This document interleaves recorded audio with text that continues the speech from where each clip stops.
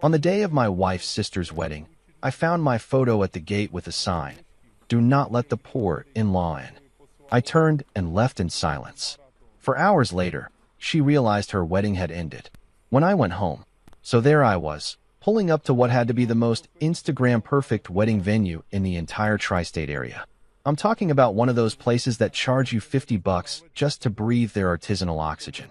White tents stretched under these massive oak trees that probably cost more to maintain than my annual salary.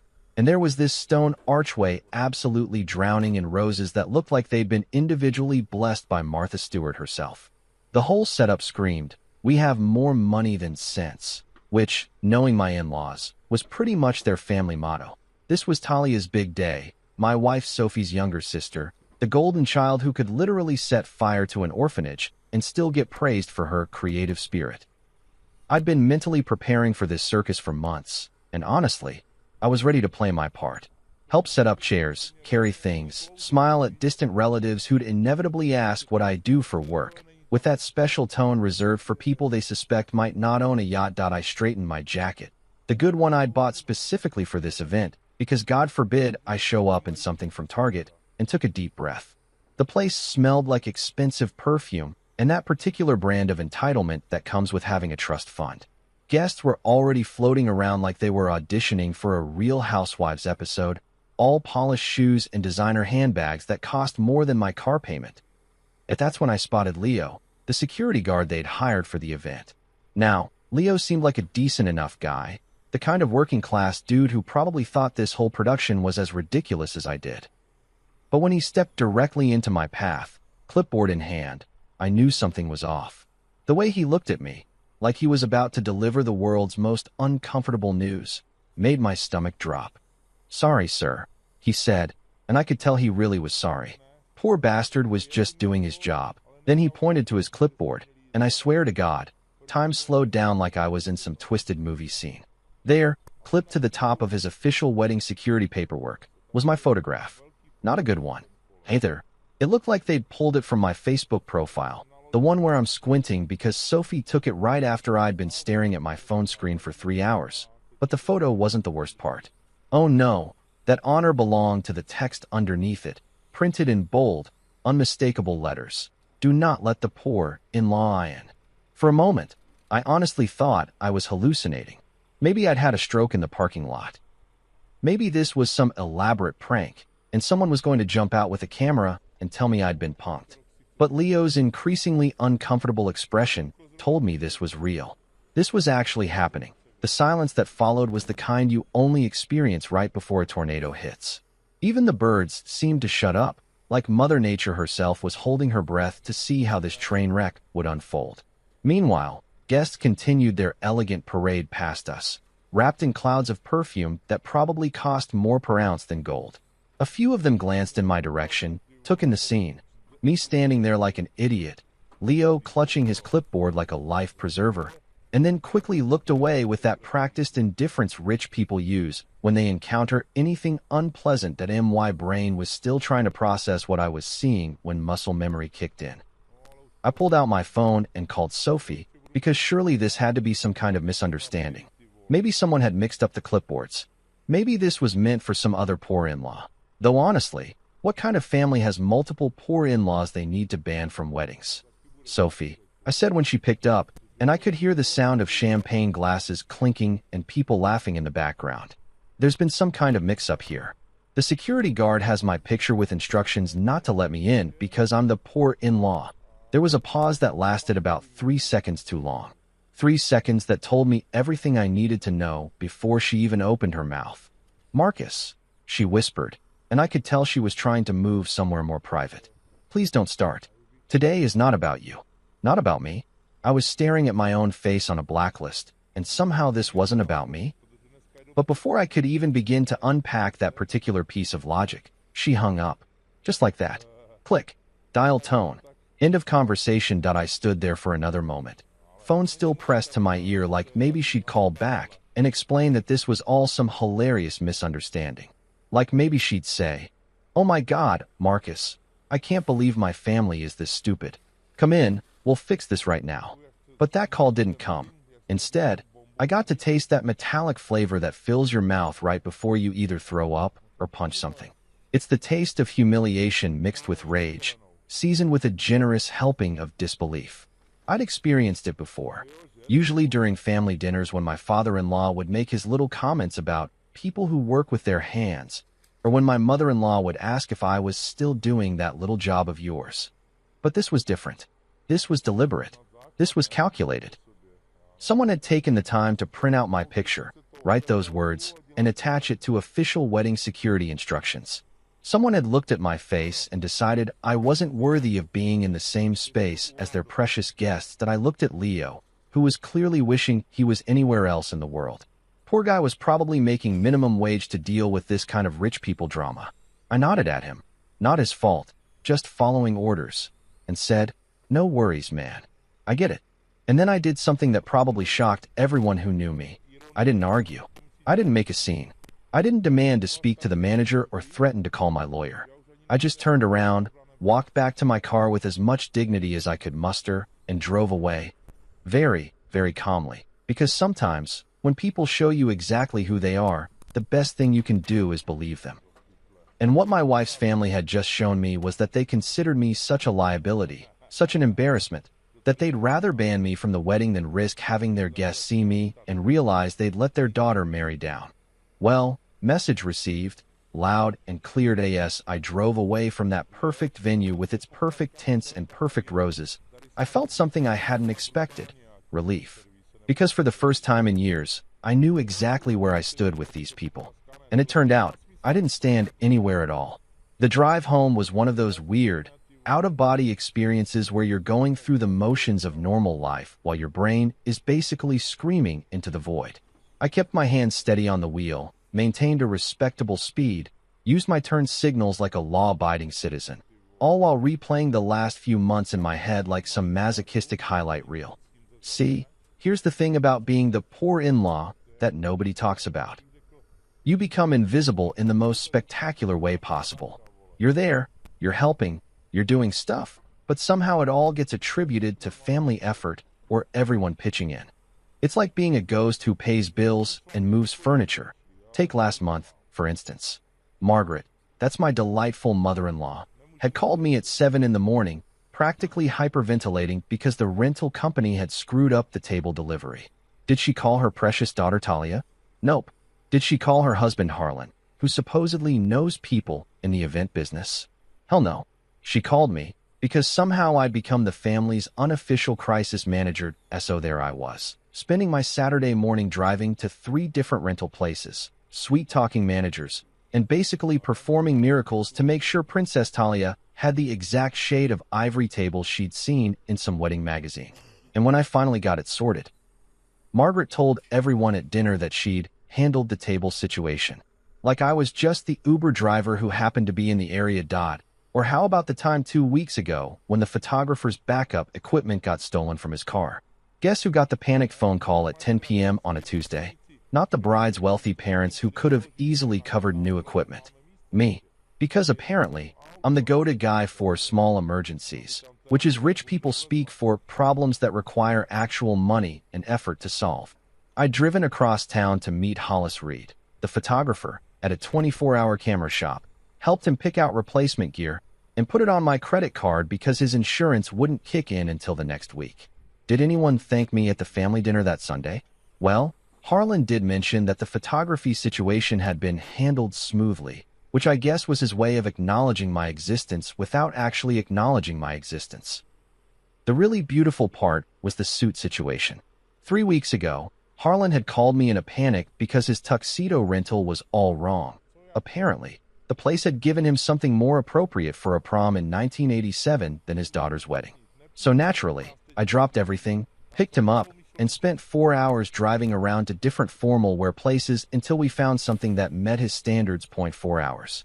On a workday, which meant I had to use vacation time to help my father-in-law not look like a reject from a bad romantic comedy.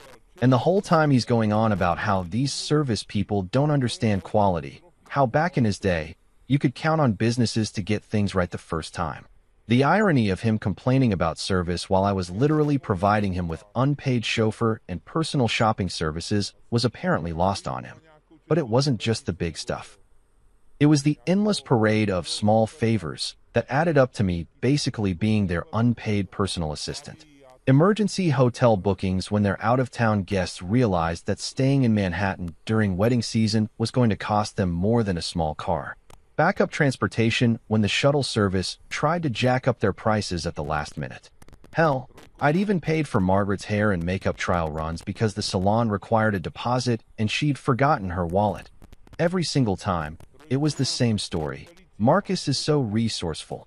They'd say, like being resourceful was some kind of charming personality quirk instead of code for the guy who solves our problems with his own money and time. I wasn't resourceful. I was their safety net, the person they could count on to catch whatever expensive problem came falling down. And the whole time, they'd make these little comments.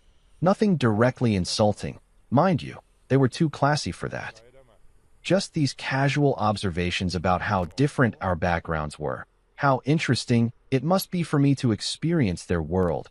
How lucky Sophie was that I was so adaptable. Every conversation was a masterclass in passive-aggressive condescension disguised as inclusion. By the time I pulled into my driveway, I'd mentally cataloged every single thing I'd done for this wedding over the past year.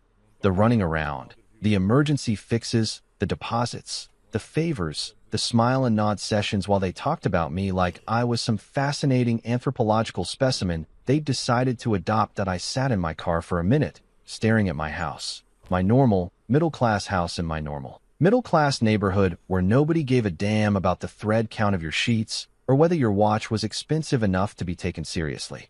It looked pretty good right about now. Inside, I went straight to my office and called Monique Alvarez, my accountant. Monique was one of those no-nonsense women who could make sense of any financial mess and wasn't impressed by anyone's family drama. If you wanted straight answers about money, she was your person. Marcus, she said when she picked up, please tell me you're not calling about more wedding expenses. I'm starting to think you're funding this thing single-handedly. Actually, Monique, I need you to run through the final balances for everything we've got tied up in this wedding. I could hear her pulling up files on her computer. Oh boy. Okay, let's see what we're looking at here. She started reading down the list, and with each item, I felt this weird sense of clarity washing over me. Chef Anton Catering. I'd covered their deposit when the family's check bounced, and they needed to secure the booking. Hollis Reed Photography. That was the equipment replacement plus his retainer fee. Priya Kapoor Floral. I'd paid her rush fee when Talia decided 3 days before the wedding that she needed completely different centerpieces. Then there was Jasper Miles and the Night Owls, the band that was supposed to keep everyone dancing until midnight. Bluebell Transit for the shuttle service. The venue's closing balance with manager Ms. Duarte. The temporary event liquor license that was, for reasons I still didn't understand, filed under my name. And the generator fuel on my commercial account with Oscar Power Services, because apparently, the venue's backup power wasn't reliable enough for the precious celebration. All deposits are paid, Monique continued, and final payments are scheduled for Monday on your authorization. Insurance binder is issued through your policy, generator fuel account is active, and the liquor license expires Tuesday. I leaned back in my chair, and for the first time all day, I smiled. Not a happy smile. More like the smile you get when you suddenly understand the punchline to a really dark joke. Monique, I said, I need you to pause all my authorizations. Every single one. There was a brief silence on the other end of the line. Pause them. Marcus, the wedding is today. If anyone asks why, tell them to speak to the bride's family. They made it very clear today that my presence isn't welcome at their celebration. I could practically hear her raising an eyebrow. What did they do? Let's just say they've decided I'm not their kind of people. Got it. Consider everything paused. You want me to send notifications? Just to the vendors. Let them know authorization has been withdrawn and they need to contact the bride's family for payment arrangements. After I hung up, I made myself a cup of tea and sat at my kitchen table, looking out at my backyard where everything was exactly as messy and imperfect as real life should be. And then I waited for the silence to do its work. I grabbed a notebook from my desk drawer, one of those composition books I used to use for project planning back when I thought being organized would somehow earn me respect in this family. The irony wasn't lost on me. I opened it to a fresh page and started writing down numbers, because sometimes you need to see the full picture laid out in black and white before you can really grasp just how spectacular your situation has become. The thing about being the family's unofficial problem solver is that you start keeping track of stuff without even realizing it. Not because you're planning to use it against anyone, but because when you're the person everyone calls when things go sideways, you develop this weird mental filing system. You remember dates, amounts, who said what, who promised what, and who conveniently forgot what. So I started with the obvious stuff, the big-ticket items that Monique had just run through with me. But then I kept going, digging deeper into the rabbit hole of small favors that had somehow become my second job over the past year. There was Harlan's tux situation, which hadn't just been about finding a replacement. No, that would have been too simple. After we'd spent 4 hours finding the perfect formal wear, he'd mentioned, casually, like it was no big deal, that he was a little short on the rental fee because he'd had some unexpected expenses that month. Translation: he'd blown his discretionary income on something stupid and needed me to cover his clothing for his own daughter's wedding. $650, because apparently, when you're playing the part of distinguished father of the bride, you can't just rent any old tux. Then there was Margaret's beauty situation. The hair and makeup trials weren't just about finding the right look. They were about finding the right look at the right salon that met her impossibly specific standards. We're talking about a woman who returned a perfectly good lipstick because the shade was too optimistic for her complexion. 3 different salons, 5 different trial runs, and every time I was the one putting down the deposit because they required payment up front, and she always seemed to be between credit card cycles or some other conveniently timed financial hiccup. But here's where it gets really good. The backup tent. 3 weeks before the wedding, there'd been some weather report about possible storms, and suddenly Margaret was having visions of her precious outdoor ceremony getting rained out. Never mind that the venue had covered areas and contingency plans. She needed a backup tent. Not just any tent, mind you, but one that would complement the aesthetic vision and not look like we were hosting a carnival. So I'd spent 2 days calling around to rental companies, comparing prices, checking availability, and eventually putting down a deposit on a tent that cost more than most people's monthly rent. A tent that, as it turned out, was never needed because the weather was perfect. Did I get that deposit back?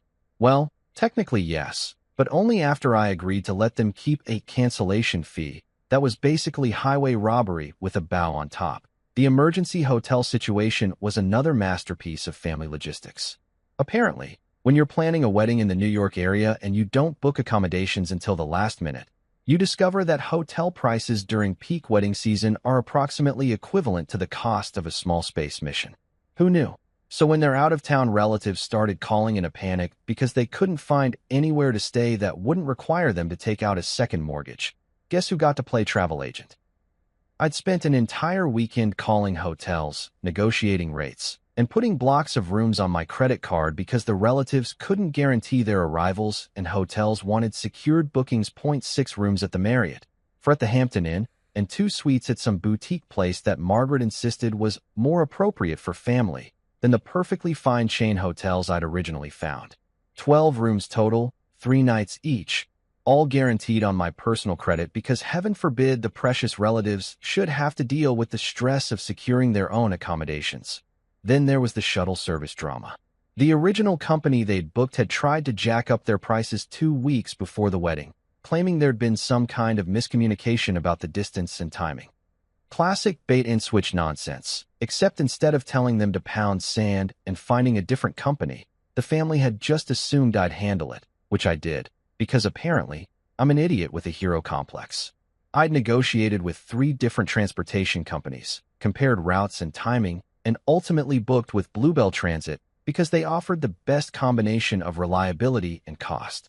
Of course, they required a 50% deposit up front, and of course, the family was temporarily cash poor due to other wedding expenses. The beautiful part was that none of this stuff ever got discussed at family dinners or planning meetings.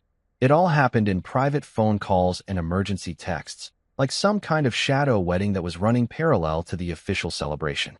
The official version was all about flower arrangements and seating charts and whether the string quartet should play Pachelbel or something more contemporary during the processional. The unofficial version, my version, was about making sure there was enough backup power to keep the lights on, enough transportation to get everyone where they needed to go, and enough contingency planning to handle every possible disaster that might threaten the perfect day they'd all been imagining. That I wrote it all down, every number, every favor, every time I dropped everything to solve someone else's problem. The running total was honestly staggering, not just in terms of money, but in terms of time and effort and sheer emotional labor. I'd basically been moonlighting as an unpaid wedding planner for the past year, handling all the boring, stressful, expensive stuff while they got to focus on the fun parts. And the whole time, they'd been making their little jokes about me being the resourceful one, the guy who could always figure something out, the person they could count on to handle whatever came up. They'd made it sound like some kind of charming character trait, like I was just naturally good at solving problems instead of being someone who'd been systematically recruited to solve their problems. Looking at the numbers laid out in my notebook, I realized something that should have been obvious months ago. I wasn't planning revenge here. I wasn't trying to hurt anyone or teach them some kind of lesson. I was just tired of being taken for granted, tired of being the family's emergency contact for anything that required actual work or actual money. If I wasn't welcome as a person, if my presence was so embarrassing that they needed to post my picture at the gate like I was some kind of security threat, then my wallet wasn't welcome either. It was really that simple. That I wasn't asking for gratitude or recognition or even basic respect. I was just stepping back from a dynamic that had turned me into the family's unpaid staff member. If they wanted to treat me like hired help, they could start by actually hiring help. I finished writing down the last few numbers and closed the notebook. Then I started drafting some very polite emails to the vendors, because there's something to be said for maintaining your dignity even when you're pulling the plug on someone else's perfect day. The funny thing about being the invisible man at a wedding is that you get to see how everything really works behind the scenes. While everyone else is obsessing over flower arrangements and whether the bridesmaids' dresses are the right shade of blush, you're dealing with the nuts and bolts that actually make the whole production possible. You learn about permits and insurance policies and backup generators, the unglamorous stuff that keeps the party running but never gets mentioned in the thank you speeches. When I decided to step back from my role as the family's unpaid logistics coordinator, I knew exactly which switches to flip. And the beautiful thing was, I didn't have to do anything dramatic or vindictive. I just had to stop doing things. Sometimes the most powerful action you can take is simply not acting. That I settled into my kitchen chair with my laptop and started sending out what had to be the most polite, go screw yourselves messages in the history of wedding planning. Nothing nasty, nothing petty, just straightforward business communications letting people know that authorization had changed hands. Professional courtesy at its finest. The first email went to Ms. Duarte, the venue manager, a woman who'd been dealing with bridezillas and their families for probably longer than I'd been alive. She knew the drill. Weddings bring out the worst in people, and vendor payments are usually the first casualty when family drama starts flying. Dear Ms. Duarte, I typed, effective immediately, please direct all authorization requests and final payment arrangements to the bride's family. My role in the financial oversight of this event has concluded. Thank you for your professionalism throughout this process. Short, sweet, and about as diplomatic as a nuclear weapon. Then I moved on to the catering situation. Chef Anton had been a pleasure to work with, the kind of guy who actually understood that feeding 200 people without poisoning anyone requires precision, planning, and payment up front. His deposit had been sitting in limbo for 2 months while the family debated whether they wanted the salmon or the chicken, and I'd been the one guaranteeing that he'd get paid regardless of their indecision. Chef Anton, I wrote, please coordinate all remaining payments and final arrangements directly with the bride's family. My authorization for catering expenses has been withdrawn. I'm confident you'll provide excellent service as always. I hit send and immediately felt this weird sense of lightness, like I'd just set down a suitcase I'd been carrying for way too long. The band was next. Jasper Miles and the Night Owls were supposed to keep everyone dancing until midnight, assuming someone actually paid them. Jazz musicians aren't exactly known for their flexible payment terms, and Jasper had made it clear from the beginning that the final balance needed to be settled before they'd start setting up equipment. Hi Jasper, I typed, hope you and the band are ready for a great show tonight. Please note that all payment coordination should now go through the bride's family directly. My financial involvement has ended. Break a leg out there. By the time I finished working through my vendor list, it was already past 3 in the afternoon. The wedding ceremony was supposed to start at 4, which meant people were probably already arriving at the venue, finding their seats, checking their phones for those perfect pre-ceremony selfies. The bride was probably in her getting-ready suite, surrounded by bridesmaids and champagne, and all the nervous excitement that comes with thinking your wedding day is going to be the most perfect day of your life. That's when my phone started buzzing. 3:20 p.m. Ms. Duarte, sounding slightly panicked. Mr. Marcus, we need to refresh the insurance binder before we can open the dance floor for the reception. The policy expires at 6 p.m., and we need updated coverage for the evening events. I listened to her voicemail and felt that same weird sense of calm I'd experienced driving away from the venue. Ms. Duarte, I called back. My insurance coverage for this event has been withdrawn. You'll need to coordinate new coverage with the bride's family. There was a pause that lasted about 3 heartbeats too long. Sir, are you certain? We can't operate the reception without proper insurance coverage. I'm absolutely certain. Have a lovely day. 3:40 p.m. Text from the bar manager, a guy named Rick who'd been dealing with wedding booze drama for probably 20 years.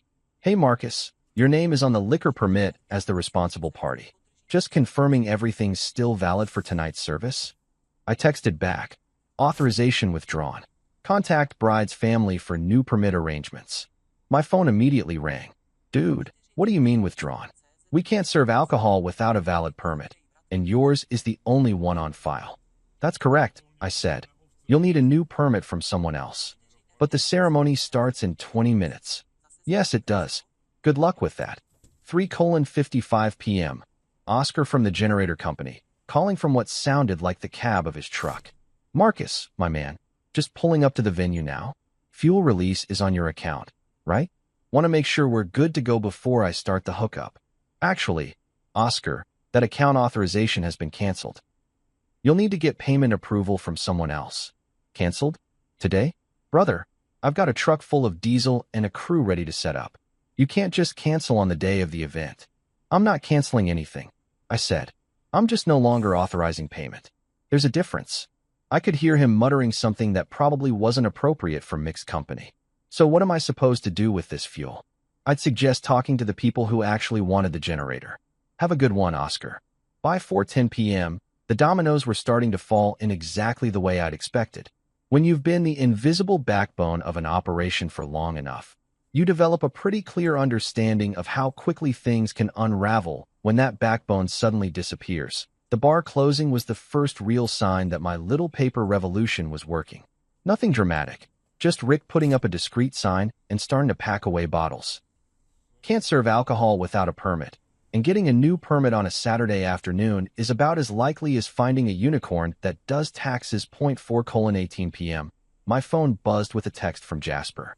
Got word we need to hold off on setup until payment situation gets sorted. Band's staying ready, but equipment stays in the truck for now. Perfect. Musicians are smart that way. They've been screwed over by enough wedding planners to know that promises don't pay rent. No payment authorization means no music, which means no dancing, which means the reception just became a very expensive dinner party with increasingly awkward silences. 4:26 p.m. Ms. Duarte again, this time sounding like she was dealing with a full-scale emergency. Mr. Marcus, the family is saying they need time to arrange new payment methods. Can you give us any kind of temporary authorization just to get through the evening? I'm afraid not, I said. My involvement in this event has ended. Sir, we have 200 guests expecting a full reception. The cake cutting is scheduled for 6 p.m. That sounds like something the people who plan this reception should handle. By 4:30, the wind had picked up enough to make the white tent flap like a surrender flag, which felt appropriate. Through my kitchen window, I could see my neighbor mowing his lawn, completely oblivious to the 5-alarm wedding emergency that was probably unfolding about 20 miles away. I made myself another cup of tea and settled in to wait for the phone calls I knew were coming. Because when you've been the family's emergency solution for as long as I had, people tend to assume you'll always be available to save the day. They were about to learn that assumption had just become spectacularly wrong. The first call came at exactly 4:37 p.m., and I knew it was Sophie before I even looked at the caller ID. There's something about the timing of panic that's completely predictable. It takes about 27 minutes for wedding chaos to filter up from the vendors, to the venue management, to the wedding planner, to the family. And then someone finally remembers that maybe they should call the guy whose name is on all the paperwork. When I answered, the noise hit me like a physical force. It wasn't just conversation. It was that particular brand of barely controlled chaos that happens when a large group of well-dressed people suddenly realizes their expensive party is falling apart in real time. I could hear chairs scraping against the ground, multiple conversations happening at volume levels that suggested panic, and what sounded like someone crying in the background. "What did you do?" Sophie shouted, and I had to hold the phone away from my ear because she was practically screaming. "Marcus, what the hell did you do? They're saying we can't serve anything. The band is packing up their equipment. The bar is closed. The venue manager is asking for a credit card that we don't have, and everyone keeps saying they need your confirmation for everything. What is happening?" I took a sip of my tea and looked out at my perfectly quiet street, where the most dramatic thing happening was Mrs. Chun walking her little terrier. The contrast was almost surreal. Total chaos 20 miles away, complete peace in my kitchen. "Well," I said, keeping my voice calm and measured, "about 4 hours ago, I arrived at your sister's wedding venue where I discovered that someone had printed out my photograph and attached it to security instructions with the words, 'Do not let the poor in line,' written underneath it. So I respected that boundary. I left. And since I'm apparently not welcome as a person, I figured my money probably wasn't welcome either." There was a moment of silence on Sophie's end, which was impressive considering the level of noise in the background. Then she came back with what had to be the most tone-deaf response in the history of marital communication. "Marcus, you're being ridiculous. That was it wasn't meant to be taken seriously. You know how my family is with their jokes. You can't punish everyone because you got your feelings hurt." Got my feelings hurt. Like I was some oversensitive child who couldn't take a joke instead of a grown man who'd just been publicly humiliated by his own in-laws. "Sophie," I said, "putting someone's picture on a blacklist isn't a joke. It's a decision. And I'm simply responding to that decision by making one of my own. But people are asking about insurance and permits and payments, and no one knows what to do. I'd suggest they figure it out the same way they figured out how to make that sign." That's when the volume on her end went up another notch, and I realized she was probably standing in the middle of the reception area where everyone could hear her side of the conversation. Perfect. Nothing like having your family drama broadcast to 200 wedding guests. "Marcus, please," she said, and now there was real desperation in her voice. "Just turn everything back on. We can talk about this later. Just fix this so Talia can have her wedding." "Talia is having her wedding," I said. "She's just not having the wedding that I was paying for." That's when she hung up on me. Again. Apparently, hanging up on people was the family's go-to conflict resolution strategy. That MY phone was quiet for exactly 6 minutes before it started ringing again. This time it was Talia, and she was crying so hard I could barely understand what she was saying. Between the sobs and the hiccups, I managed to piece together something about how I was ruining the most important day of her life. And how could I be so cruel? And didn't I understand that this was her wedding? "Talia," I said gently, because despite everything, I didn't actually hate the kid. "I'm not ruining your wedding. Your wedding ended for me the moment someone decided I wasn't good enough to attend it." "But Marcus," she sobbed, "it wasn't my idea. I didn't know about the sign. Mom and Dad handled all the security stuff." Which was interesting, because it meant she was willing to throw her parents under the bus to save her reception, but she wasn't willing to actually do anything about the situation. Like maybe calling her parents and telling them to fix what they'd broken. "I understand it wasn't your idea," I said, "but it was someone's idea, and that someone is responsible for dealing with the consequences. You have to fix this.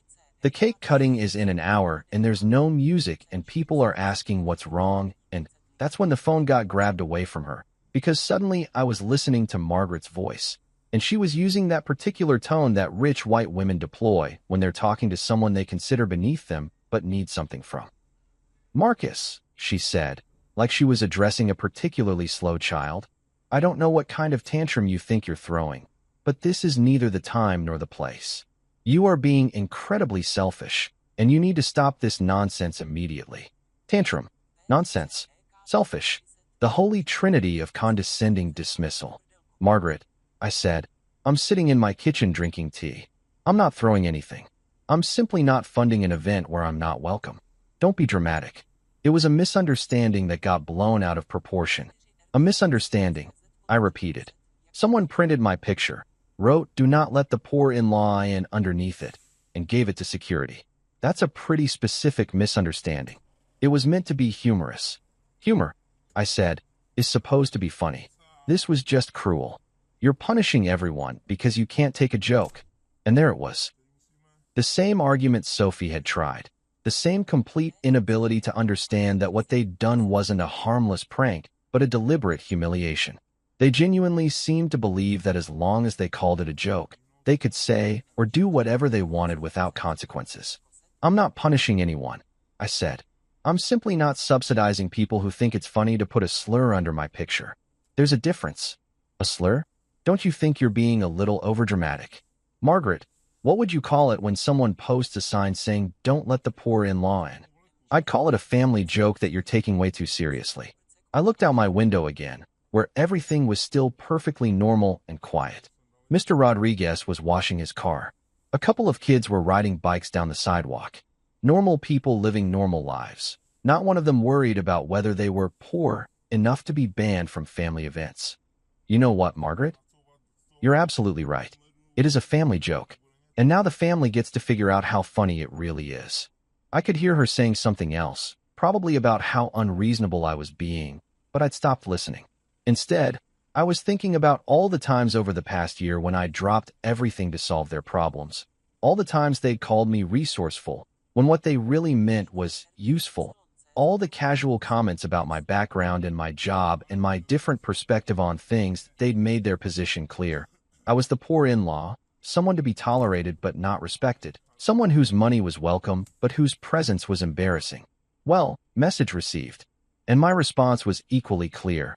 If I wasn't good enough to be family, I wasn't going to keep paying to pretend I was. The phone was still squawking in my ear, but I was done listening to explanations about family jokes and misunderstandings.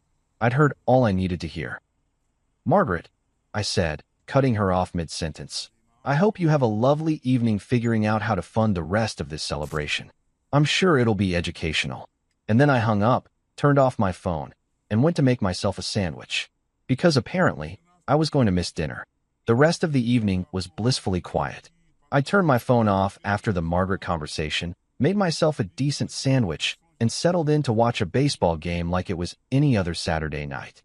The Yankees were playing the Red Sox, which seemed appropriate. Sometimes you just need to watch someone else's rivalry to put your own family drama in perspective.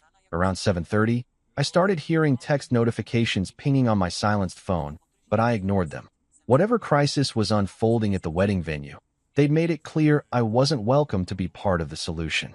So I wasn't going to torture myself by following the play-by-play of their disaster. I was just settling into the 8th inning when headlights swept across my front windows. Not unusual, my neighbors come and go at all hours. But then the lights didn't move on. They just sat there, pointing at my house like spotlights at a prison break that I looked out through the blinds and had to blink a couple of times to make sure I wasn't hallucinating. There, lined up on my front walk like some kind of formal delegation, stood Sophie, Talia, Margaret, Harlan, and Jonah. The groom himself, still in his tuxedo, but looking like he'd been through a blender. Hair wilted, makeup smeared, eyes red from what I assumed was a combination of crying and sheer frustration. They looked like refugees from an expensive disaster, which I guess is exactly what they were. I took my time getting to the door. No point in rushing. They'd obviously driven all the way over here, so they could wait another 30 seconds while I decided how I wanted to handle this little intervention. Through the peephole, I could see them trying to organize themselves into some kind of formation, like they were planning a military operation instead of a conversation. When I finally opened the door, the first thing that hit me was the smell. Not bad smells, exactly, but the lingering scent of expensive perfume mixed with wedding cake, and that particular brand of desperation that comes from watching your perfect day implode in real time. Talia was still in her wedding dress, which had to be uncomfortable as hell, and there were grass stains on the hem that suggested she'd been doing some serious problem-solving in high heels. "Marcus," Harlan said, stepping forward like he'd been elected spokesperson for the group. He was trying for his usual authoritative tone, but there was something deflated about him, like someone had let the air out of his normal pompousness. We need to talk. Apparently so, I said, not moving from the doorway. What can I do for you folks? Sophie shot me a look that could have frozen hell over. Don't be like that. You know why we're here. Actually, I don't. Last time I checked, I wasn't welcome at family events. Something about being the poor in-law. That's when Talia stepped forward, still sniffling, still in full bridal regalia. Marcus, please. I know what happened was wrong, but you're punishing everyone for something that wasn't my fault. This is my wedding day. I corrected gently. This was your wedding day. And technically, you had a wedding. You got married, right? Congratulations. Jonah, poor bastard, looked like he wanted to be anywhere else in the world. Getting married is stressful enough without having your reception collapse because your new in-laws decided to humiliate the guy who was secretly funding the whole thing. Look, Marcus, he said, I don't really understand all the family stuff that's going on here, but is there any way we can work this out? Just for tonight. I had to give him credit for trying, but he was missing the fundamental point. Jonah, this isn't a negotiation. This isn't something that can be worked out with the right combination of apologies and promises. Your new family decided I wasn't good enough to attend your wedding. I'm respecting that decision. But the vendors, Margaret said, jumping in with that exasperated tone she used when people weren't following her perfectly logical instructions. They're all saying they need your authorization. Surely you can just call them and turn everything back on. I could, I agreed. But I won't. Because the same people who thought it was funny to ban me from the wedding are now asking me to pay for it. Do you see the problem with that? Harlan tried his diplomatic approach next. Marcus, we understand you're upset. And we can fix this situation if you just help us get through tonight. We can sit down tomorrow and work out whatever issues you have with how things were handled. I leaned against my doorframe and really looked at them. This collection of people who'd spent the last year treating me like their personal ATM and errand boy, now standing on my porch looking like they'd been hit by a tornado. It was almost funny, in a dark, twisted way. Harlan, I said, I have one question for you. Just one. Who printed that sign? The silence that followed was so complete I could hear a dog barking 3 blocks away. They all looked at each other like they were playing some kind of reverse hot potato, hoping someone else would be the one to admit what everyone already knew. Finally, Margaret cleared her throat. It was meant to be a joke that got out of hand. A joke, I repeated. Someone sat down at a computer, typed out those words, printed them, and attached my photograph to security instructions as a joke. Marcus, Sophie said, you're making this into something bigger than it was. You know my family didn't mean anything malicious by it. Your family, I said, made a blacklist with my face on it. They handed it to security. They told a working man to keep me out because I'm poor. How exactly am I supposed to interpret that as anything other than malicious? Talia started crying again, which I felt bad about, but not bad enough to change my position. You're ruining everything, she sobbed. This was supposed to be the happiest day of my life. Talia, I said as gently as I could, I didn't ruin anything. I left quietly when I was told I wasn't welcome. Everything that happened after that is the consequence of decisions your family made without thinking them through. But you could fix it, she insisted. You could call everyone right now and turn everything back on and save the reception. I could, I agreed. But here's the thing. I spent the last year doing things for this family. Moving furniture, solving problems, paying deposits, handling emergencies. I did all of that because I thought I was part of the family. But today I found out that I'm not family. I'm just the guy who pays for stuff. That's not true, Sophie said, but her voice lacked conviction. Isn't it? When was the last time anyone in this family asked how I was doing? When was the last time anyone thanked me for handling one of your emergencies? When was the last time anyone treated me like I mattered for something other than my ability to solve problems and write checks? They didn't have an answer for that, which was answer enough. Look, I continued, I'm not trying to be vindictive here. I'm not trying to hurt anyone. I'm just tired of being taken for granted, and I'm especially tired of being insulted by people who expect me to keep helping them. If you want my presence, you get me as a person. If you want my money, you treat me with respect. You can't have it both ways. So what do you want? Harlan asked. An apology? I want you to imagine, I said, that none of this had anything to do with me. Imagine that you're planning a wedding and you need to pay vendors and get permits and handle logistics. Imagine that you're adults who can solve problems without calling someone you've just publicly humiliated. We stood there looking at each other for a long moment, and I could see the exact moment when they realized I wasn't going to budge. This wasn't a negotiation. This wasn't a temporary tantrum that could be managed with the right combination of pressure and promises. This was me drawing a line and meaning it. After they left, deflated, defeated, and still dressed in their wedding finery, I turned my phone back on and immediately regretted it. 17 missed calls, 43 text messages, and what appeared to be several voicemails that I wasn't emotionally prepared to listen to. The digital equivalent of a 5-alarm fire, all because I decided to stop being the family's unpaid crisis management service that I was scrolling through the messages, most of which seemed to follow the same basic template of "call me back immediately," mixed with varying degrees of panic and indignation when my phone rang again.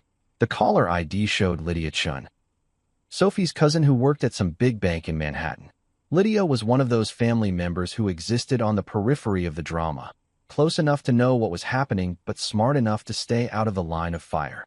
"Marcus," she said when I picked up, and her voice had that careful, quiet quality that people use when they're about to drop a bomb they know is going to cause massive damage. "I need to tell you something, but I need you to promise me you won't say where you heard this." "Okay," I said, settling back into my kitchen chair because something about her tone told me I was going to want to be sitting down for this conversation. "I was at the wedding," she continued, "and I heard Margaret and Harlan talking during the cocktail hour, before everything went sideways. They were standing near the bar, and I guess they thought no one was listening, but you know how sound carries in those tents." I waited, because Lydia was the kind of person who told stories in her own time, in her own way, and rushing her would just make everything take longer. "They were talking about you," she said. "About the plan for after the speeches." "The plan? Marcus, they weren't just being cruel with that sign. They were setting you up. The whole thing. The poor in-law comment. Making you feel unwelcome. All of it. It was deliberate. They wanted you feeling guilty and defensive so that when they made their move later, you'd be more likely to say yes." I felt something cold settle in my stomach. "What move?" "They were going to ask you to co-sign a loan for Jonah. Some kind of business expansion thing. Margaret was telling Harlan that you get soft after toasts, and that if they made you feel like you had to prove yourself to the family, you'd be more likely to agree to help with financing." I sat there for a moment, letting that sink in. The poor in-law sign wasn't just cruelty for its own sake. It was psychological manipulation. They'd wanted me to feel small and grateful and desperate to prove that I belonged, so that when they eventually asked me to put my name on someone else's debt, I'd be emotionally primed to say yes. "Lydia," I said, "are you absolutely sure about this?" I heard Margaret say, and I quote, "Once he's feeling defensive about the money thing, he'll want to show us how generous he can be. We just need to make him feel like he has something to prove." The metal taste was back in my mouth, stronger this time. I'd thought the sign was just garden-variety snobbery, the kind of casual cruelty that rich people sometimes inflict on their social inferiors. But it wasn't casual at all. It was calculated. They'd sat down and planned out how to make me feel bad enough about myself that I'd agree to take on financial responsibility for someone else's business venture. "What kind of loan?" I asked. "Something about Jonah wanting to expand his consulting practice." I didn't hear all the details, but Margaret was saying something about how banks want co-signers for new business loans, and how you have good credit and steady income. Of course, because apparently, in addition to being the family's unpaid wedding planner, emergency contact, and personal bank, I was also supposed to be their loan guarantor. The gift that keeps on giving, financially speaking. They had this whole strategy, Lydia continued. Make you feel excluded, then make you feel like you could earn your way back into their good graces by helping with the loan. Margaret called it managing Marcus's expectations. Managing my expectations. Like I was some kind of financial resource that needed to be carefully handled to ensure maximum yield. Not a person with feelings and dignity, just a credit score with legs. Jesus, I said, more to myself than to Lydia. There's more, she said, and somehow her voice got even quieter. Harlan was worried that you might say no if they just asked straight out. So they wanted to create a situation where saying no would make you look petty and vindictive. The idea was that after they'd made you feel bad about not being included, and then graciously allowed you back in, you'd feel obligated to prove your loyalty to the family. I leaned back in my chair and stared at my ceiling, trying to process the sheer audacity of what she was describing. They hadn't just humiliated me for fun. They'd humiliated me as part of a multi-step plan to manipulate me into taking on someone else's debt. The cruelty wasn't the point. It was the strategy. Lydia, why are you telling me this? Because what they did was wrong, she said simply. And because I figured you deserved to know that this wasn't just about wedding drama. They've been planning this for weeks, maybe months. Margaret kept talking about how they needed to soften you up before making the ask. Soften me up. Like I was a piece of meat that needed to be tenderized before cooking. I appreciate you calling, I said. I really do. For what it's worth, she added, I think you did the right thing walking away. Even before I heard about the loan thing, that sign was completely out of line. Nobody deserves to be treated like that, especially not by family. After we hung up, I sat in my kitchen for a long time, just thinking. The whole year started making sense in a completely different way now. All those small favors and emergency situations that had trained me to be the family's go-to problem solver. All those casual comments about money and class and how different our backgrounds were. All those little moments when they'd made me feel like I had to prove I belonged at IT had all been leading up to this. The moment when they'd asked me to put my financial future on the line for someone else's business dreams and expect me to say yes because I was so grateful to be included in their world. They'd studied me like I was some kind of lab experiment, figuring out exactly how to push my buttons to get the response they wanted. The poor in-law sign wasn't an insult. It was bait. They'd wanted me to feel desperate to prove them wrong, desperate to show that I was worthy of their respect, desperate enough to sign whatever papers they put in front of me. Well, they'd certainly learned something about me today. Just not what they'd expected that I got up and walked to my office, where I pulled out a fresh sheet of paper and wrote one sentence in the middle of the page. I am not a walking apology with a credit limit. Then I taped it to my computer monitor, where I'd see it every morning when I sat down to work. A little reminder of the day I learned the difference between being family and being a resource, and decided I was done being the latter. The really beautiful part was that their plan had actually worked, just not the way they'd intended.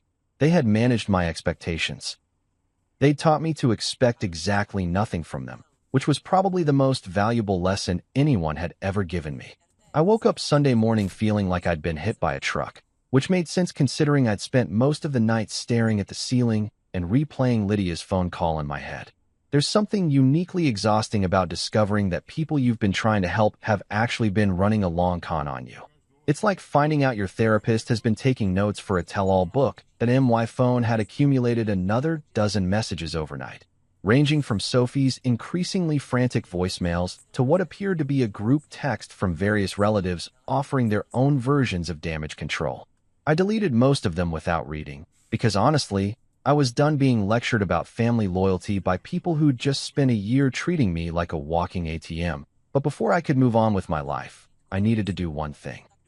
Not for revenge, not to hurt anyone, but because the truth has a way of getting twisted when it passes through too many people, and I wanted my version of events on the record. That I made coffee, sat down at my computer, and opened Facebook.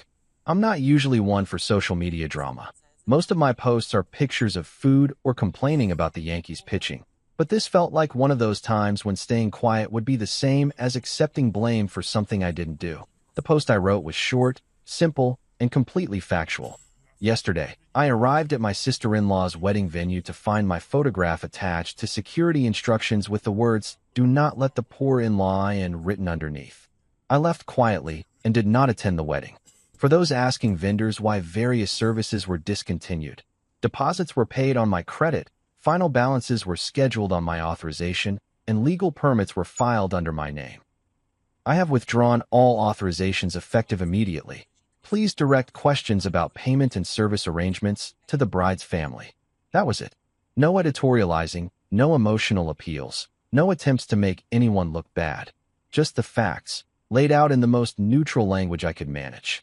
Though I did attach screenshots of some of the payment confirmations and vendor emails, because nothing shuts down speculation quite like actual documentation, that I hit post, and immediately felt that weird mix of relief and anxiety that comes with finally telling your side of a story. Part of me wanted to add more context, to explain about the loan scheme or the year of being taken for granted, but I figured the basic facts would speak for themselves. They did. Within an hour, my phone started buzzing with comments and private messages. Most of them were from people I barely knew, friends of friends, distant relatives, co-workers from Sophie's job, expressing shock and outrage about the sign. Apparently, the idea of literally blacklisting someone from a family wedding was offensive to people across a pretty wide spectrum of political and social views. Holy shit, Marcus, they actually put that in writing? This from my buddy Dave, who'd met Sophie's family exactly once and had spent the entire evening making jokes about their obvious wealth. What kind of people do that to family? From my cousin Rita, who lived in Ohio and barely knew Sophie, but understood basic human decency. I would have burned the whole place down. From my coworker Jennifer, who was not known for her conflict avoidance strategies. But the comment that really got to me came from Mrs. Patterson, my elderly neighbor who'd been following my posts for years and always left the sweetest comments about my cooking experiments. Some people mistake kindness for weakness, dear. You did the right thing standing up for yourself. Around noon, I got a call from someone I didn't recognize. The caller ID said Tara Bloom, which didn't ring any bells until she introduced herself as a local blogger who covered social events and community news for some hyperlocal website I'd never heard of. Mr. Marcus, she said, I saw your Facebook post about yesterday's wedding incident, and I was wondering if you'd be willing to provide some additional context for a story I'm working on. My first instinct was to say no, because getting involved with bloggers and journalists seemed like a great way to turn a family dispute into a public circus. But then I thought about Lydia's phone call, about the deliberate manipulation and the loan scheme, and I figured maybe a little sunlight wouldn't be the worst thing in the world. What kind of context are you looking for? I asked. Well, I've been hearing from several people who were at the wedding, and there seems to be some confusion about exactly what happened and why services were discontinued. Some people are saying you left because of a misunderstanding, others are saying there was some kind of payment dispute. There was no payment dispute, I said. I paid everything I was supposed to pay. The issue was that I was told I wasn't welcome at the wedding, so I decided my money wasn't welcome either. Can you tell me more about how you were told you weren't welcome? So I did. I walked her through the whole thing. Arriving at the venue, seeing the sign, calling Sophie, driving home, withdrawing authorizations. I kept it factual, stuck to what actually happened, didn't speculate about anyone's motives or try to make anyone look worse than their actions already did. Do you have any documentation of the payments you made? She asked. I do, and I sent her redacted copies of the same receipts I'd posted on Facebook, showing months of deposits and payments for everything from catering to photography to venue fees. The story went live that afternoon on her blog, and by evening it had been picked up by a couple of other local news sites. Nothing huge. This wasn't exactly national news, but enough coverage that people started sharing it on social media with comments like, "Can you believe this?" and "What kind of family does this?" That's when Channel 7's Lena Park called. I'd seen her on the evening news for years, covering everything from local politics to human interest stories, and she had that no-nonsense reporter voice that made you feel like you were about to be either vindicated or completely destroyed. Mr. Marcus, I'm calling about the wedding incident that's been making rounds on social media. Would you be willing to make a brief statement on camera? On camera, I asked, because suddenly this felt like it was getting bigger than I'd intended. Just a short interview. People are talking about this story, and I think it would be helpful to hear directly from you about what happened and why you made the decision you did. I thought about it for about 30 seconds. On one hand, going on TV felt like escalating things beyond what was necessary. On the other hand, Sophie's family had apparently been telling people that I'd thrown some kind of tantrum over a harmless joke, and maybe it was time for a different narrative to get some airtime. Okay, I said, but I'm not interested in trashing anyone. I just want to tell my side of what happened. The interview was brief and straightforward. Lena asked me to explain the sequence of events, and I did. She asked why I'd withdrawn the payment authorizations, and I explained that if I wasn't welcome as a person, my money wasn't welcome either. She asked if I felt like my response was proportional to what had happened. Look, I said, looking directly into the camera, love without respect isn't love. It's extraction. For a year, I've been the person this family calls when they need problems solved or bills paid. But when it came time to actually include me in their celebration, They literally put my picture on a list of people who weren't allowed in. That tells you everything you need to know about how they really see me. The interview aired on the 6 o'clock news, right between a story about a local school board meeting and a feel-good piece about a dog that learned to skateboard. Nothing earth-shattering, but enough to get people talking. By bedtime, my Facebook post had been shared over 200 times, and I'd received dozens of messages from people sharing their own stories about being taken for granted by family members or in-laws. Apparently, the unpaid family ATM experience was more common than I'd realized. The weirdest part was how good it felt to have people validate that what had happened to me was actually wrong. For so long, I'd been gaslighted into thinking that my reactions were overblown, that I was being too sensitive, that I should just accept being treated poorly because that's how family works. But strangers on the internet were saying what my own family wouldn't, that no one deserves to be humiliated like that, especially not by people who are supposed to love them. It was a small victory, but sometimes small victories are enough. Monday morning brought a strange kind of calm to my life. For the first time in months, I woke up without immediately checking my phone for emergency texts from Sophie's family.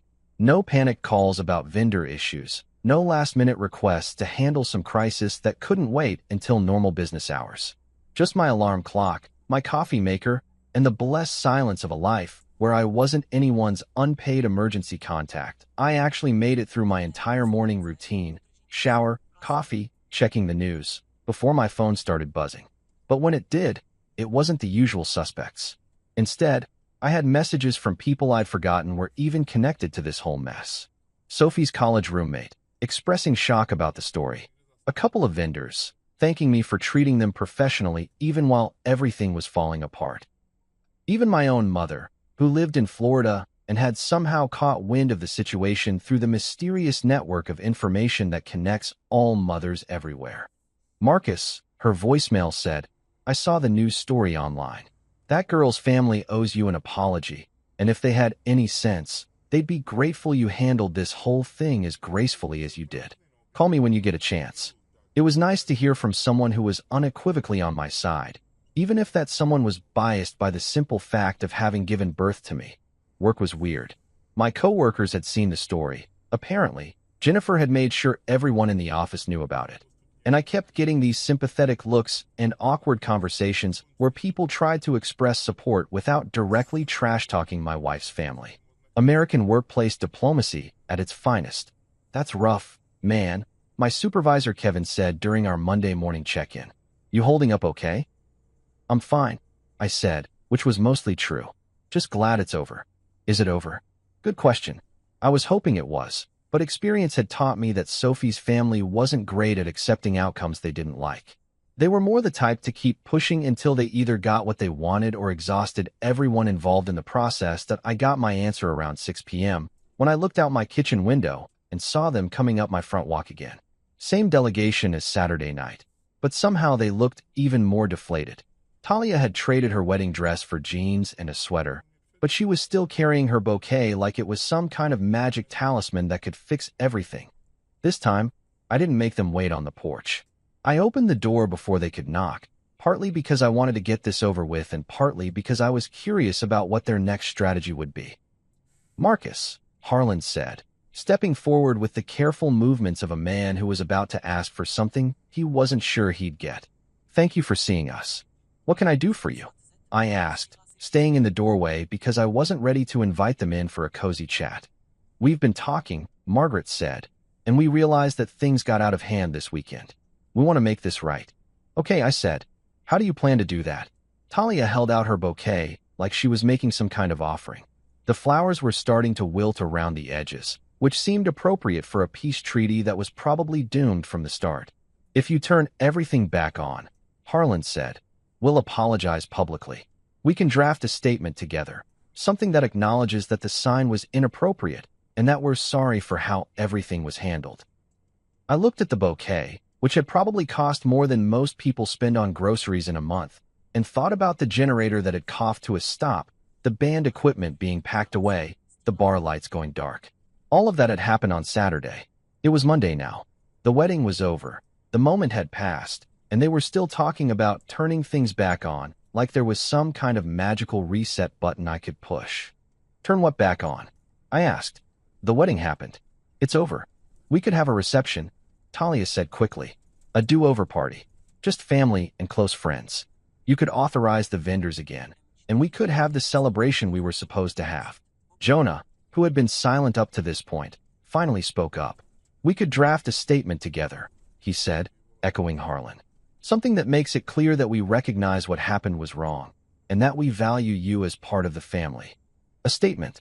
A do-over party. Public apologies. They were still thinking in terms of damage control and reputation management, still trying to find the right combination of words and gestures that would get them what they wanted. Let me ask you something, I said. Who printed that sign? The same silence as Saturday night. The same uncomfortable looks. The same complete inability to take responsibility for a decision that someone in their group had definitely made. It was a mistake, Margaret said finally. A stupid joke that went too far. Who printed it? Does it matter? Sophie asked, speaking for the first time since they'd arrived. We're here to fix this, not to assign blame. It matters to me, I said, because someone sat down, typed those words, printed them out, and handed them to security. That wasn't an accident or a misunderstanding. That was a decision, and I want to know who made it. More silence, more uncomfortable shifting, more evidence that accountability wasn't really part of their vocabulary. Look, I said, I appreciate that you drove over here again. I really do. But here's the thing. You can't unring a bell. You can't take back something like that with apologies and do-over parties. So what do you want? Harlan asked, and there was genuine frustration in his voice now. What would it take for you to forgive this and move forward? I stared at him for a long moment. This man who had spent the last year treating me like a convenient resource, who had apparently planned to manipulate me into co-signing someone else's business loan, who was now standing on my porch asking what it would cost to buy my forgiveness. I want you to imagine, I said slowly, that this had nothing to do with me. Imagine you're planning an event and you need to pay vendors and get permits and handle logistics. Imagine you're adults who can solve problems without expecting someone else to fund your mistakes. But Marcus, Talia said, your family. No, I said, and the word came out harder than I'd intended. Family doesn't put each other's pictures on blacklists. Family doesn't spend a year taking someone for granted and then act surprised when that person finally stops being available for exploitation. We never exploited you, Margaret protested. Really? What would you call asking someone to handle all your emergencies, pay your deposits, solve your problems, and then publicly humiliating them when they show up to the event they've been funding? They didn't have an answer for that either. I'm not your villain, I continued, and I'm not your savior. I'm simply done. Before they could respond, I told them about the band, the photographer, and the other vendors, how I'd paid them something for their wasted time out of my own pocket, because working people shouldn't have to suffer for other people's pride. It felt important that they knew I hadn't left innocent people hanging, even if I'd left their family to figure out their own mess.as for the rest of it. The apologies, the do-over parties, the public statements. I wished them peace and stepped back inside. The lock turned with a small, honest sound that somehow felt like the most decisive thing I'd done in years. The next few weeks were probably the weirdest of my entire adult life. You know how when you quit a job you hate, there's this strange period where you keep waking up at the wrong time and reaching for your phone to check emails that aren't your problem anymore? It was like that, except instead of a job, I'd quit being the designated family crisis manager for a group of people who'd never actually wanted me around in the first place. The internet, predictably, lost its collective mind for about 4 days and then moved on to being outraged about something else. That's the beautiful thing about social media drama. It burns hot and fast, and then everyone finds a new shiny object to focus on. But for those 4 days, I was apparently the poster child for standing up to entitled in-laws, which was surreal but not entirely unpleasant that I got interview requests from 3 different podcasts, all of which I politely declined because I wasn't trying to build a media career out of family dysfunction. A couple of wedding planning blogs wanted to use my story as a cautionary tale about managing family dynamics, which seemed like missing the point entirely. And someone from Dr. Phil's show actually called, which was both hilarious and deeply concerning. The best part was the messages I got from complete strangers sharing their own stories. Apparently, the unpaid family ATM experience was practically universal. I heard from people who'd been funding their siblings' lifestyles, covering their parents' emergencies, or bankrolling extended family events while being treated like second-class citizens. It was like discovering you're part of some secret club you never knew existed. One message in particular stuck with me. It was from a woman named Sarah in Oregon who wrote, "I spent 10 years being my family's emergency fund while they made jokes about my job and my apartment. Your story gave me the courage to finally say no. Thank you for showing me what boundaries look like." That hit me harder than all the social media outrage combined. The idea that my spectacularly dysfunctional weekend might have helped someone else recognize their own worth was worth every uncomfortable conversation and family dinner I'd never have to attend again. Sophie, meanwhile, had moved in with her parents temporarily while we worked things out, which was fine by me, because I wasn't particularly interested in working things out with someone who thought hanging up on me was an acceptable form of conflict resolution. We met for coffee exactly once, about 2 weeks after the wedding disaster, at a neutral location that felt more like a business meeting than a marriage counseling session. "You could have fixed it," she said, stirring her latte with the kind of aggressive precision that suggested she was imagining it was my face. "You could have just called the vendors and saved everyone from this whole mess." "I did fix it," I said. "I fixed me. That's not what I meant." "I know it's not, but it's what I meant." She wanted to know if I was planning to come home, if we could get past this, if I was willing to try couples therapy. All reasonable questions from someone who was genuinely trying to save a marriage. But she never asked the question I actually wanted to hear, whether she understood why what her family had done was wrong. "They're willing to apologize," she said. "Publicly, if that's what you need. They know they screwed up." "Sophie," I said, "they put my picture on a blacklist. They called me the poor in-law and told security not to let me in. Do you understand why that's not something you apologize your way out of?" It was supposed to be funny. To who?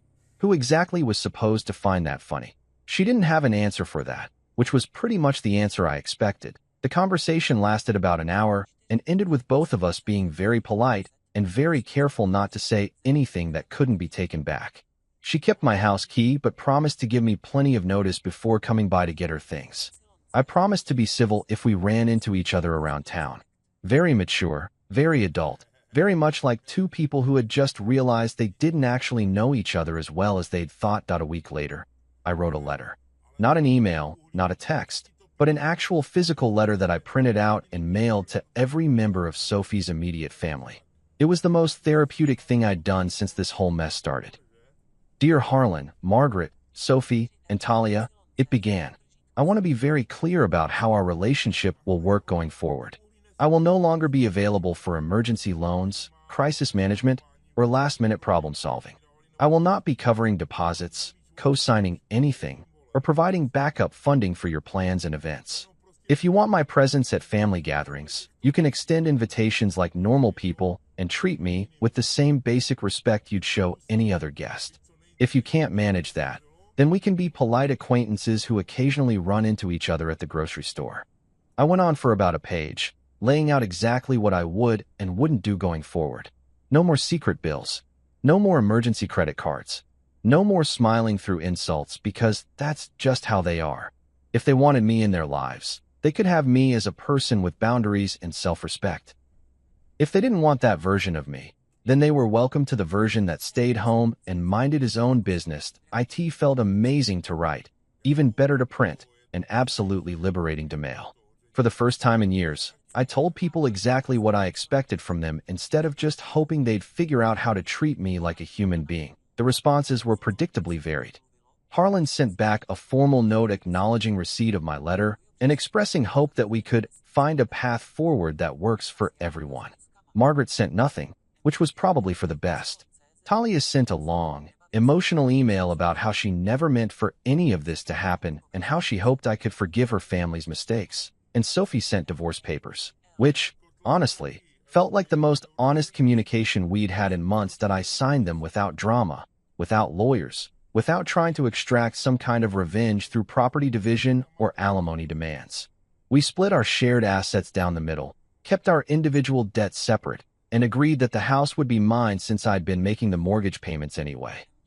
It was all very civilized and mature, And if there was something sad about ending a marriage with the same emotional investment you'd put into canceling a gym membership, well, that probably told us everything we needed to know about what we'd actually had together. 6 months later, I was sitting in my backyard on a Saturday afternoon, reading a book and drinking a beer while my neighbor's kids played in their sprinkler next door. My phone was on silent.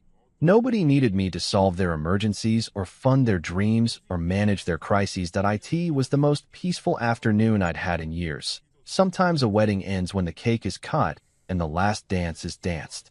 Sometimes it ends when someone decides they're worth more than being treated like a walking apology with a credit limit. And sometimes the real celebration happens after you walk away from people who never valued your presence, only your presence. I took another sip of my beer and turned the page of my book. For the first time in a long time, home felt like a place where I was actually welcome, no sign required. At my wife's law school graduation party, my wife's brother demanded my apartment keys in front of 130 guests. When I refused, he slapped me so hard. I left and made a phone call. 30 minutes later, a man appeared at the door of the hall, and when they saw who it was, they began to cry. You know that moment when your entire world shifts sideways and you're left standing there like an idiot, wondering if what just happened actually happened? Yeah, well, welcome to my Tuesday night. I'm standing in the middle of the Royal Oaks Ballroom, surrounded by 130 people who are all pretending they didn't just witness my public humiliation, and I'm thinking about how I used to believe in things like dignity and respect. Funny how naive a guy can be at 42. Let me paint you a picture of what was supposed to be the highlight of Clara's academic career. We're talking about a graduation party that cost me more than most people's cars. Crystal chandeliers hanging overhead like expensive tears, waiters in bow ties serving champagne that probably costs more per bottle than I spend on groceries in a month, and a crowd of Clara's law school buddies and family members all dressed to impress. The whole scene screams success, achievement. Look how far we've come. I paid for every damn bit of it because that's what husbands do, right? We celebrate our wives' victories, even when those victories feel more like personal defeats. Clara's been working her ass off for 3 years to get that law degree, and I've been the supportive husband in the background, writing checks and nodding encouragingly while she complained about case studies in constitutional law. Tonight was supposed to be our victory lap, the moment where all that sacrifice paid off. I even wore my good suit, the navy one that doesn't scream. I shop at outlet malls, and practiced my proud husband smile in the bathroom mirror before we left the apartment. But here's the thing about expectations. They're basically just disappointments waiting to happen. I'm nursing a glass of wine that tastes like it costs more than my monthly coffee budget when Marcus decides to make his grand entrance into my evening. Marcus Ward, Clara's older brother and professional pain in my ass, approaches me with that swagger that screams, "I'm about to ruin your night." The guy's got this way of moving through crowds like he owns the place, which is particularly irritating when I'm the one paying for the place he's swaggering through. "Adrian," he says, and already I can tell by his tone that this conversation isn't going to end with us discussing the weather. Marcus has this way of saying my name like it tastes bad in his mouth, like he's doing me a favor just by acknowledging my existence. He's holding his wine glass like a weapon, which, considering what happens next, might be more accurate than I realized at the time. "Marcus," I reply, because apparently I haven't learned that engaging with this guy is like poking a hornet's nest with a stick. But hey, it's Clara's big night, and I'm trying to be the bigger man here. Stupid me. "Listen," he continues, stepping closer until I can smell the expensive cologne he probably charged to someone else's credit card. "We need to talk about your living situation." Now, I'm confused because my living situation has exactly zero to do with Marcus Ward or anyone else in this family. I live in a decent apartment with a view that doesn't completely suck. I pay my rent on time, and I mind my own business. It's not like I'm squatting in a crack house or living in my car. But Marcus has this expression on his face like he's about to deliver some profound wisdom that's going to change my life forever. "My living situation?" I ask, because apparently I'm a glutton for punishment. "Yeah, that apartment of yours." He waves his hand dismissively, like my home is some kind of inconvenience to him personally. "You don't need all that space. It's wasteful for a guy like you." A guy like me. There it is, that casual condescension that Marcus has perfected over the years. As if my worth as a human being can be measured by square footage and whether I deserve to live somewhere decent. I'm starting to feel that familiar burn in my chest, the one that shows up whenever I have to deal with Clara's family and their complete inability to treat me like an actual person. I'm sorry, what exactly are you getting at? I ask, though I'm pretty sure I don't want to hear the answer. And then Marcus drops the bomb that turns my evening from merely awkward to absolutely surreal. Hand over the keys. Just like that. No please, no explanation, no acknowledgement that he's talking about my home, the place where I sleep, eat, and exist when I'm not pretending to enjoy family gatherings. He says it like he's asking me to pass the salt, like it's the most reasonable request in the world. Excuse me. I'm pretty sure I heard him wrong, because surely no one is stupid enough to demand someone else's apartment keys at a graduation party. You heard me. Hand them over. You don't need so much space, and frankly, it's time you learn to live within your means. The sheer audacity of it hits me like a slap, which is ironic, considering what happens next. This guy, who's never worked a steady job in his life, who borrows money from his parents like it's a hobby, is standing here telling me I need to learn to live within my means. This guy who's wearing a watch that probably costs more than my car is lecturing me about financial responsibility. Marcus, I'm not giving you my apartment keys, I say, trying to keep my voice steady because we're in public and I still have some crazy notion that adult conversations can be resolved without drama. That's when his face changes. The fake friendly mask drops, and I see something ugly underneath, something entitled and angry and completely unhinged. In hindsight, I should have seen it coming. The signs were all there. The way he'd been eyeing my place during family visits, the comments about how prime the location was, the not-so-subtle hints about how I was wasting good real estate.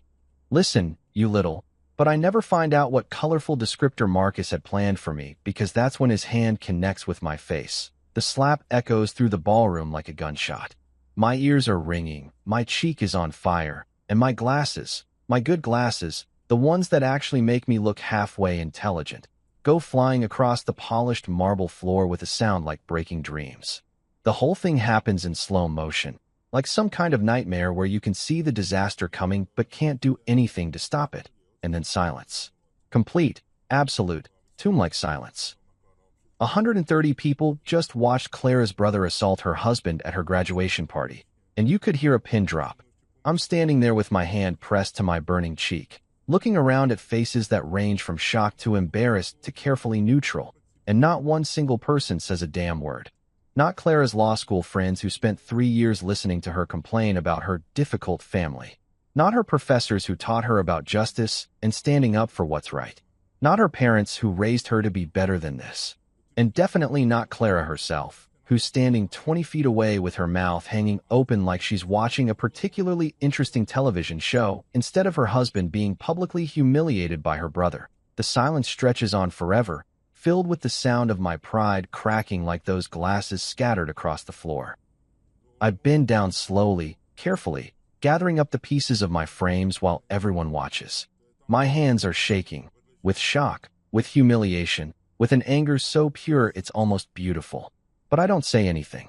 I don't scream or throw a punch or demand that someone call the police. Instead, I stand up, brush off my knees, and look around at all these people who just watch me get slapped like a disobedient child. Their faces blur together into one big mass of uncomfortable silence and averted eyes. These are supposed to be Clara's people, our people, the ones who matter in our lives. And not one of them has the backbone to say, hey, that's not okay. So I do what any self-respecting man would do in this situation. I walk out. Past the crystal chandeliers and the fancy appetizers and the champagne that costs more than most people's rent. Past Clara, who's still standing there like a statue, and her parents, who are suddenly fascinated by their shoes. Past Marcus, who's straightening his tie like he just finished some important business instead of committing assault in front of half the legal community. The ballroom lights follow me all the way to the door, bright and accusing, like they're illuminating my shame for everyone to see. My footsteps echo on the marble floor, the only sound in a room full of people who've suddenly forgotten how to speak. By the time I reach the parking garage, my hands have stopped shaking. The anger is still there, burning clean and cold in my chest, but it's focused now. Purposeful. I get in my car, the same modest sedan that Marcus loves to mock, and sit in the driver's seat for a moment, staring at my reflection in the rearview mirror. My cheek is red and swollen, and without my glasses, I look older somehow. Different. That's when I pull out my phone and dial a number I haven't used in years. Daniel Cross answers on the second ring, probably wondering why I'm calling him at 10:30 on a Tuesday night. Daniel, I say, and my voice sounds steadier than I expected. It's time. Adrian, are you all right? You sound 30 minutes, I interrupt. Royal Oaks Hall. Bring the file. There's a pause, and then Daniel's voice gets serious. Are you sure? I look back at the ballroom entrance, where people are probably still standing around pretending they didn't just witness the most humiliating moment of my life, where my wife is probably making excuses for her brother's behavior and wondering why her husband couldn't just be reasonable about the whole thing. I'm sure, I tell him. It's time they learned who they're really dealing with. And for the first time in years, I actually mean it. You want to know the funny thing about being underestimated? It's actually a superpower, except nobody realizes they have it until it's too late to matter. My name is Adrian Holt. I'm 42 years old, and for the better part of a decade, I've been playing the role of the unremarkable husband so convincingly that even I sometimes forget it's an act. But tonight, sitting in this parking garage with my cheek still burning from Marcus's slap, I'm remembering exactly why I chose to be invisible in the first place. Let me give you the Adrian Holt that everyone thinks they know. I drive a 2018 Honda Accord with a small dent in the rear bumper that I never bothered fixing because, honestly, who gives a damn? It gets me from point A to point B without making any grand statements about my masculinity or success level. The interior smells faintly of the vanilla air freshener that Clara bought me for Christmas 3 years ago, and there's a coffee stain on the passenger seat that tells the story of a particularly rough Monday morning in 2022. It's the kind of car that blends into traffic, the automotive equivalent of beige wallpaper.my wardrobe. Let's just say I'm not exactly setting any fashion trends. I shop at department stores during end-of-season sales, buying solid-colored shirts and khakis that won't offend anyone or draw attention. My shoes are comfortable rather than stylish. My watch is a basic Timex that I've had since college, and my winter coat came from Costco. Clara used to joke that I dressed like an accountant from 1987, and honestly, she wasn't wrong.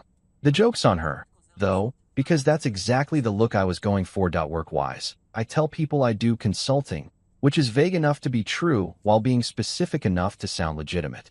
I work part-time, mostly from home, helping small businesses with their organizational systems and efficiency protocols. It's boring as hell, pays modestly, and gives me plenty of time to read mystery novels and watch way too much Netflix. At least, that's what I let people believe.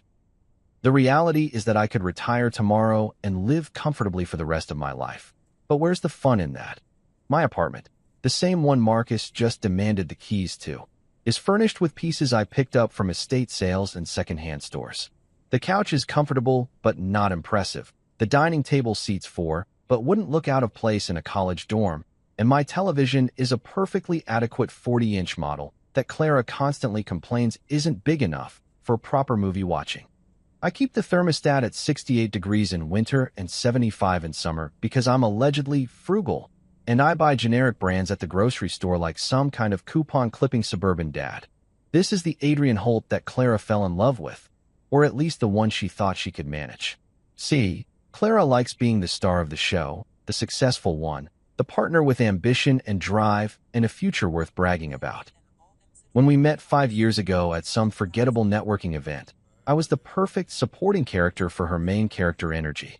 I was stable, supportive, and most importantly, I didn't threaten to overshadow her accomplishments. She'd introduce me to her friends as my husband Adrian. He does consulting work, with this slightly apologetic tone that suggested she'd settled for less than she deserved, but was making the best of it. Her law school classmates would give me those polite smiles that said, "Oh, how nice for you," before immediately turning the conversation back to Clara's latest academic achievement or internship opportunity.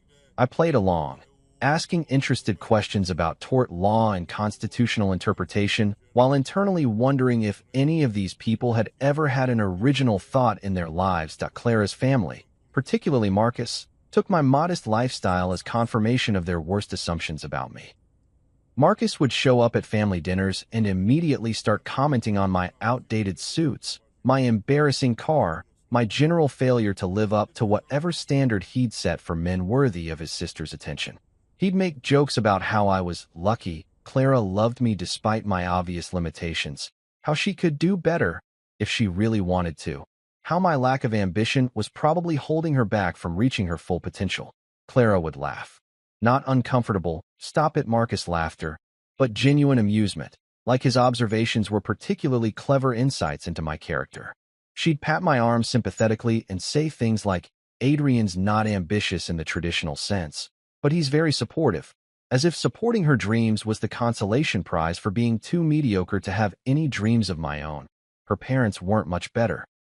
Clara's mother would make pointed comments about how some men peak early and how stability is important too, dear, while her father would give me career advice about maximizing my potential and thinking bigger picture.